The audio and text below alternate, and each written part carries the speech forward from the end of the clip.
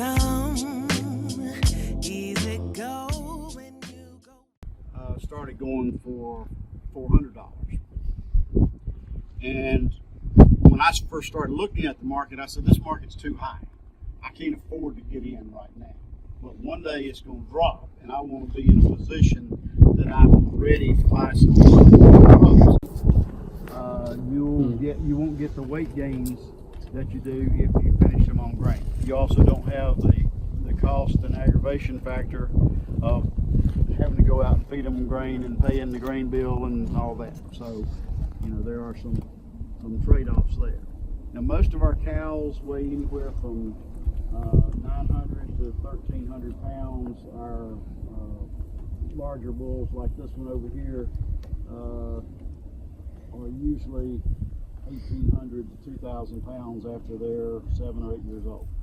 And how much space does each one need? Like 3 acres per? Well, if you look at what the recommendation for cattle is in your area, you're pretty much on target, because there are places in the country where the recommendation is 1 cow-calf pair for 50 acres. There's also places where 1 cow-calf pair for 3/4 of an acre or an acre.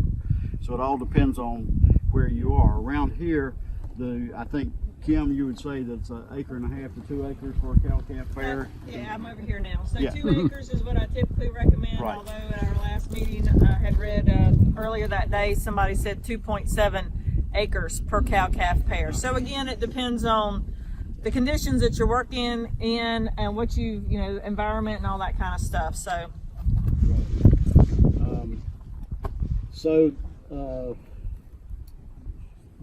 My experience in this area, I mean, I've got about 160 acres of pasture, and we typically have been running 80 to 100 total animals over the last few years. I had as many as about 100. I had 130 at one time, and that was just too much for the grass that we had. Hey, it's me from the future interrupting to say, be sure that you watch the previous video that I uploaded, which is part 1 of the farm field trips, so that it'll make sense at the end when I give my comments and my 2 cents, what I'm talking about. And also, I just wanted to point out that he inherited a significant portion of this land in 1797. That's how long it's been in their family. Animals out here that were 01 or 02 models. Oh, really? We don't neuter them. They don't taste different when you eat them. Actually, the people who have, I'll use your term, neutered, Castrate. What do you call Castrate. Castrate. Castrate. All right. So the people that I know who have been in the meat business and who have tried bison from a castrated bull say that in bison it does not taste as good. And, sometimes restaurants that buy from us, we don't really have the production capacity to be able to supply a lot of restaurants, particularly prime restaurants. The restaurants that we deal with are either dealing with meatballs or burgers or something that we can do with the ground product, because we don't need to give a discount to anybody for our steaks, because our steaks are premium. We have the same cuts of steaks as you would for beef. We have sirloins and ribeyes and New York strips and tenderloins and skirt steaks and flank steaks and hanger steaks, and that whole range. Our prices are different. Our sirloins are $22.50 a pound. Our fillets are $42.50 a pound. And when you look at this animal out here, you see he's bigger in the front than he is in the back. So you don't get the steaks from a bison that you do from a beef, even if you had the same same length and size. It's got a good brisket though. Yeah, but there's not very- much fat on that brisket. Oh. I'll show you one when we go over there to the barn. And so because it's a leaner meat, you have to sometimes educate your customers about how to cook it, and then once they understand how to cook it, then you'll get a lot of them back. Okay. Would you say that farming is lucrative? Would I say that farming is lucrative? I would say that farming is a good lifestyle. It's not the best income I've ever made, but I've owned a business that had a lot of employees. So yeah, 400. But then I don't have a $250,000 a week payroll either. Gotcha. Okay. So it's a quality of life. Yeah. Versus Yeah. okay. Everything in shape just for us to have a party or two here, so we might as well Make some money. roll the dice and see what will happen with allowing it to be able to stay. Well, that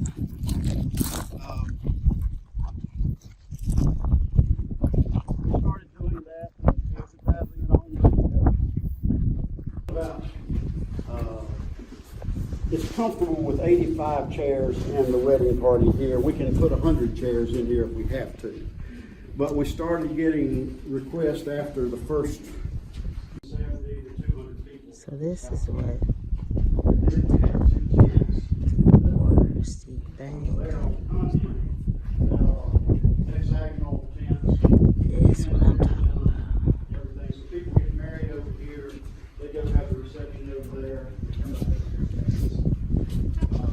Kitchen renovation. If he said this isn't lucrative, I'm like, well, you know what, Jack? I can do this kind of not lucrative. Right, it's so nice. It is. It's beautiful. Minus the animals. I don't want Yeah, I don't animals. know what it is. Really take care But I could do the events, and I like the I agritourism. love the idea. I love the party.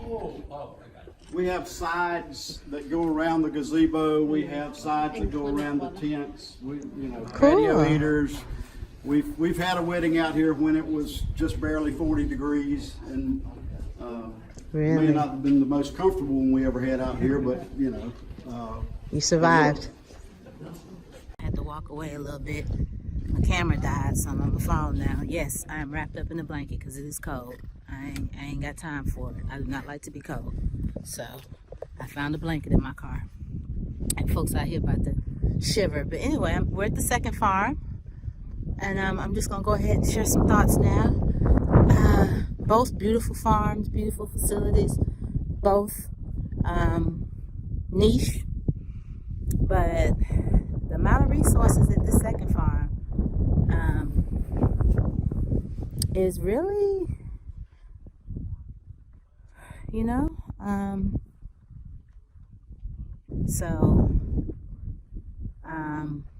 I'm not compromising on the vision for Green Heifer Farms. And once you make a decision, only person who can keep you from making that happen, sorry y'all, snotty nose, it's cold, is you. You're the only person who can keep it from happening, period. It's cold as shit. Look at that shit, just some buffalo, bison. Oh, see that? Chilling in Person County, North Carolina. So the two farms,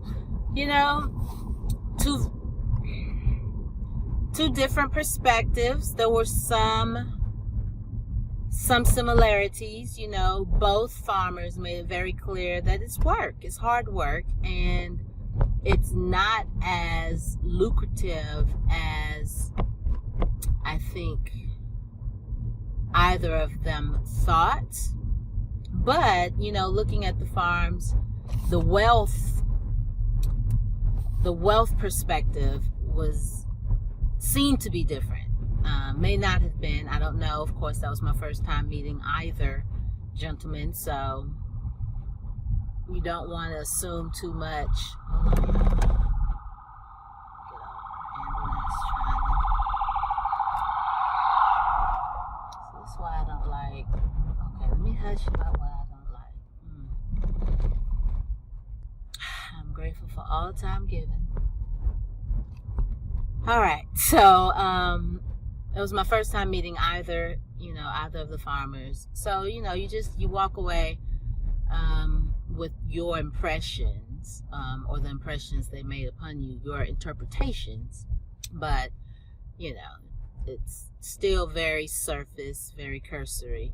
But just from the surface, there definitely was a difference in the amount of infrastructure on each farm, with the second farm having considerably more infrastructure, and what appeared to be material wealth, just based on looks.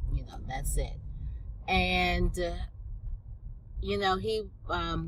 second farmer, Jack, said that he no longer has to worry about $250,000 payroll. And I don't know if that was annually. I'm guessing that was probably like quarterly. Maybe he did mention that it was quarterly, possibly even monthly.